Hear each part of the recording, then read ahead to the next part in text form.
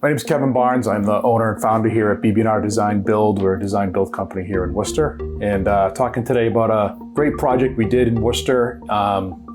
This client, real fun to work with. They had two little boys. We raised two boys. So it was fun to kind of be around them. They had been following us on Instagram, falling in love with the photos and loving Jane's work. They had some funds available that they were able to put into the house. We initially looked at a bathroom and a kitchen remodel for them, but they decided to hold off on the bathroom because they really wanted to make sure that the kitchen, they could do the project that they wanted. The challenges that they had were, it was a Cape style house, which those types of homes, you're really trying to maximize every single inch. Small kitchen, they had a porch on the back of the house that was not in the greatest condition, wasn't heated, became more of an oversized storage room, kind of passed through from the garage. This is the floor plan of their existing property. And they have a small kitchen area here.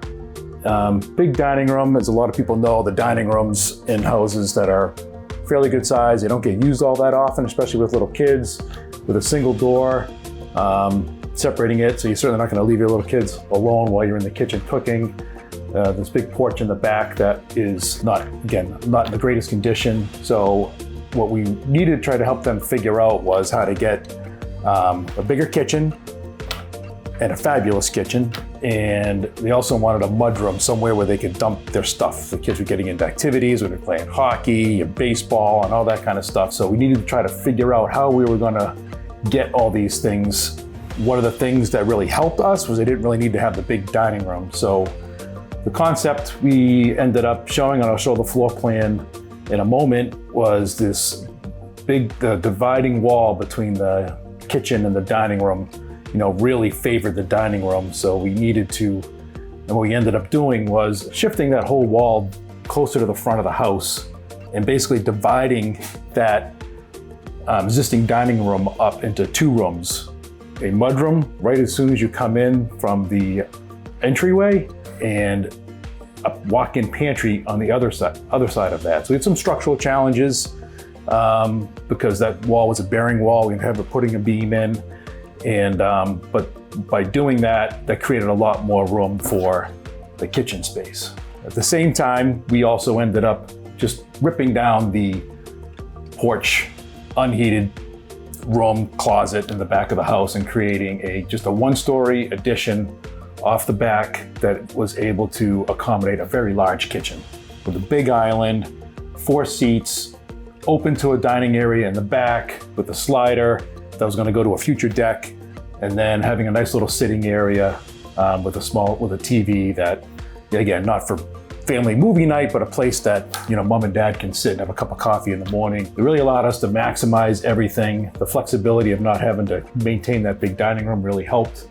Having more of an eat-in, casual dining area.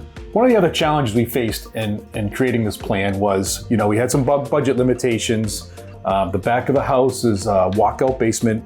The full foundation did not extend towards the full back of the house. So we needed to try to find a cost-effective way to build this without, pouring huge foundation walls and making it, they didn't need additional basement space. So one of the things we did become very popular is helical piers. You might have seen that. They're basically, guy pulls up in a pickup truck with a small trailer in the back and has a corkscrew type machine that drives these helical piers into the ground to a depth that they determine where it gets into the solid ground. And that gave him some storage underneath, but we did not have to get an excavator on site. We did not have to pour any foundation walls. It's faster, more efficient, cost-effective. The other challenge was, there's a master bedroom above this space, so we really couldn't do a gabled roof without disturbing much-needed windows for egress. So we ended up doing a flat rubber roof on the back of the house, which isn't always our first choice, but done right, it's not a problem.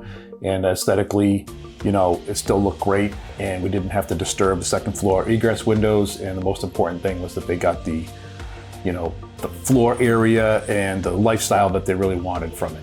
Now that the project's complete, one of the great things, they were really fun clients to work with. Jane still texts and communicates with the mom, wife in the house, and talks about the kids, and they've been passing our name around a lot to other people in the neighborhood. They really, one of their goals was to build upon their being the hangout house in the neighborhood, and the impact of that has been fantastic. The really large mudroom has been a huge improvement because the kids can come in from a lifestyle perspective. This really, gave them what they were after. If you're interested in figuring out how to accomplish the improvements to your lifestyle, and you have a project you've been thinking about in your home and you can't quite figure out how to pull it all together, feel free to bring it to our team so we can help put our minds together and help you to achieve your vision.